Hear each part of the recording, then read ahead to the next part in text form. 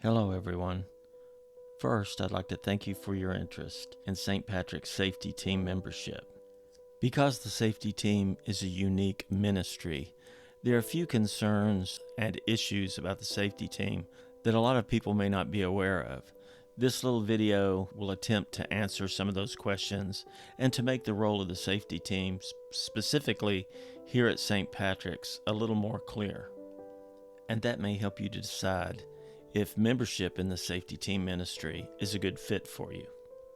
What we're going to cover specifically is the role and importance of the Safety Team, issues facing houses of worship, the most common basis for lawsuits against houses of worship, real-life expectations, criteria for selecting the Safety Team personnel, training and responsibilities of the Safety Team personnel, rules of conduct document, and the purpose and importance of that, visible versus invisible when it comes to the Safety Team, and we're going to talk about armed versus unarmed Safety Team personnel.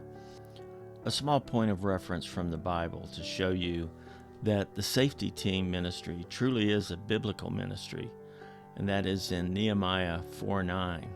But we prayed to our God and posted a guard day and night to meet this threat. Nehemiah and the Israelites were rebuilding the walls of Jerusalem and facing opposition and threats from the surrounding enemies. In response, Nehemiah combined prayer with practical action, such as posting guards to protect the workers in the work site. This approach demonstrates a balanced model of trust in God coupled with proactive, practical measures for safety and protection, exactly what the Safety Team is designed to do. And though this reference is more than 2,000 years old, we certainly face threats today. A really good place to begin is to talk about the role and the importance of the Safety Team. The church Safety Team plays a vital and compassionate role in ensuring the well-being and peace of mind of all of our parishioners and staff.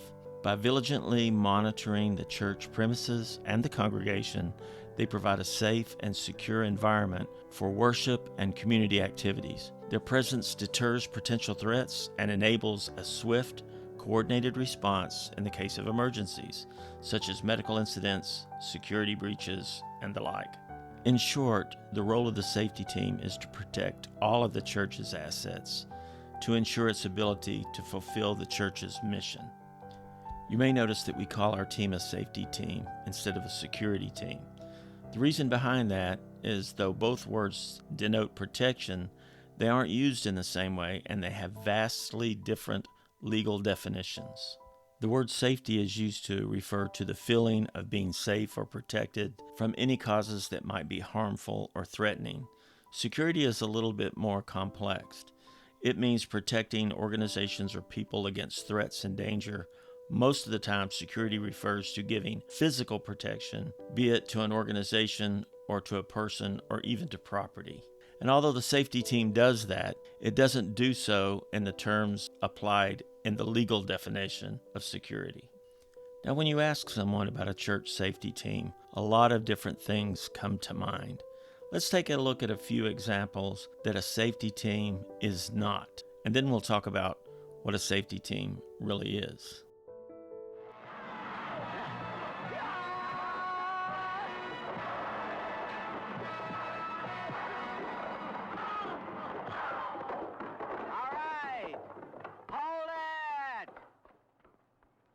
Now, you get out of here. I'm warning you.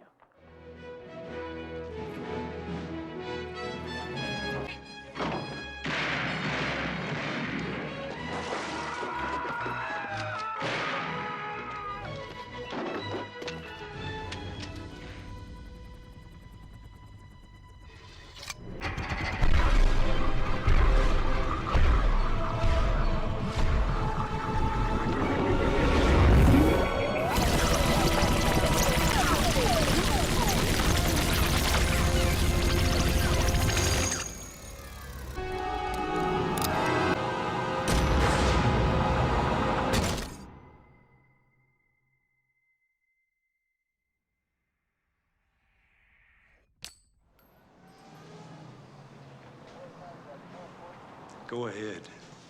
Make my day.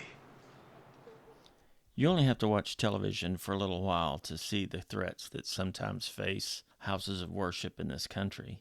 And while some of those incidents are very possible for a safety team member to come into contact with, the majority of the time, a safety team member acts simply as the eyes and the ears of the church, kind of an early warning system.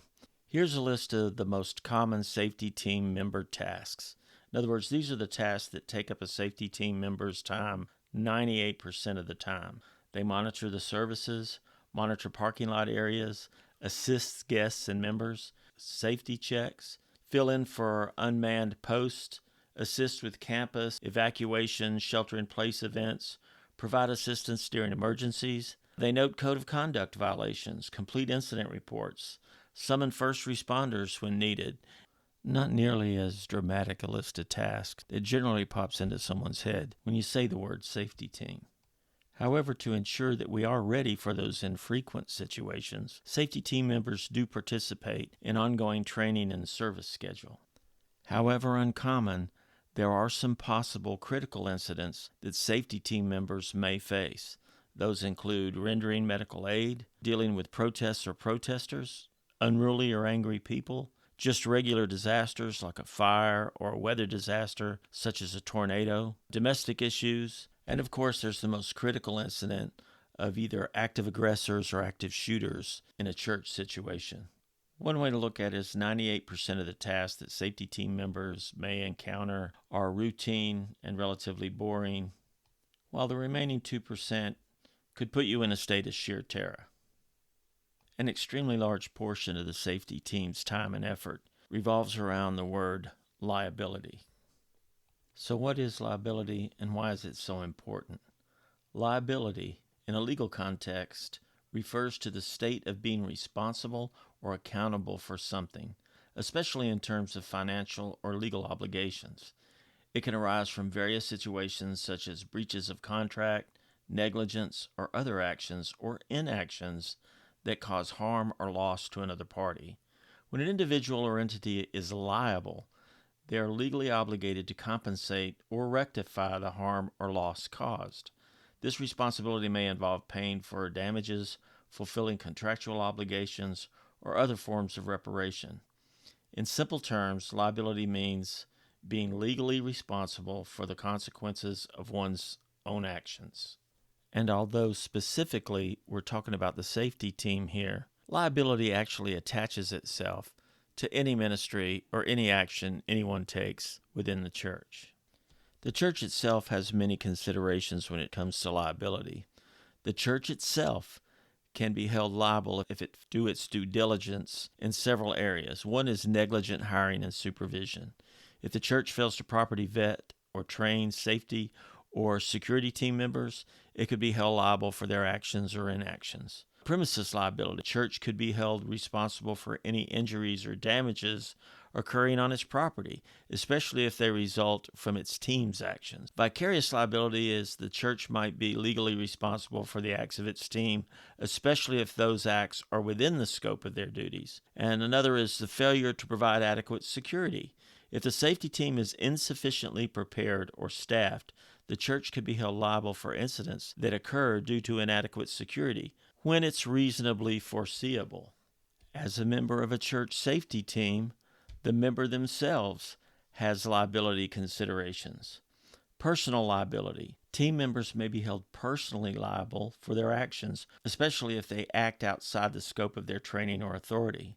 Physical risk. The role may involve physical risk, including potential injury while dealing with individuals in some incidents. And then there's an emotional toll. The responsibilities and experiences of a role where people's safety are in the balance can have emotional and psychological impacts on somebody's life and well-being. But there's many things that are in place that mitigate those factors of liability, both for the church and for the team member. Both church leadership and safety team members mitigate liability factors for the church in areas such as negligent hiring and supervision by conducting thorough background checks and vetting, provide regular professional training, implement clear policies and procedures, As far as premise liability goes, they regularly assess and address potential safety hazards. They ensure the safety team is trained in safe handling of incidents. For vicarious liability, they clearly define the scope and limit of the security team's authority. They monitor and review the team's actions regularly. They provide guidance on legal and ethical conduct. And for failure to provide adequate security, they conduct a risk assessment to determine security needs, staff the security team appropriately, and continuously evaluate and update security measures. The safety team strives to mitigate liability factors for its team members also. For personal liability, team members are taught to understand and adhere to the legal scope of their role. They obtain physical liability insurance if necessary, and this would be in the case of an armed security personnel. They stay informed about legal responsibilities and rights. The physical risks that they incur, they participate in regular physical and self-defense training, use appropriate safety equipment, and follow safety protocols during all the incidents that they may be faced with. Emotional liability mitigating factors, they engage in regular mental health checkups, access counseling or support services if needed, and foster a supportive team environment. We're always looking out for one another. And we are fortunate enough to have tools in place to help safety team members to become comfortable in their role in that important ministry. You can see some of those tools listed here. Guidance from leadership and other team members. Additionally, the church has established policy in many forms, one being the church's Rules of Conduct policy, which is a document listing the facility's rules or regulations that is maintained to inform members, visitors, and others of the behavioral expectations of the facility or the agency, about behaviors that are not permitted, and about sanctions that may be applied when certain behaviors occur. It creates a verbal contract for use, focuses on the behaviors, actions, or motives and not the individuals. The safety team also has a standard operating procedures manual. Once familiar with the manual, team members can use it for guidance. They are given detailed assignment instructions, and they receive initial and ongoing training sessions. In this slide, you can see the types of training that are provided for safety team members. This presentation serves as an orientation to the team, but there are 3 mandatory training sessions. Session 1 covers the safety team policies and procedures. Session 2 deals with dealing with specific problems. And Session 3 covers worst-case scenarios. You can see the descriptions here, so feel free to pause the video and look more closely at the descriptions of each particular session of training. There is generally a 1 or 2 month space between each session of training, and depending on relevant topics at the time, each training session takes from 1.5 to 2.5 hours. And as discussed earlier, there is a safety team application that must be filled out and turned in prior to selection. If you have any questions about or have had any interest in becoming a part of the safety team here at St. Patrick's, I hope this little video has been helpful. It truly is a very unique and rewarding ministry for the church. And as you've seen, you don't have to be Bruce Lee or Superman to become a very valuable member of the team. As St. Patrick's continues to grow, the need to add to our safety team grows with it. So if you have any specific questions or want more information, contact any clergy or vestry member for additional information. Or if you see me anywhere around the church, just grab me and I'd be glad to talk to you about it and answer any questions you may have about the team, what it is exactly that we do, the training, or what it is we need to do to get you to be a part of the team in faith and service.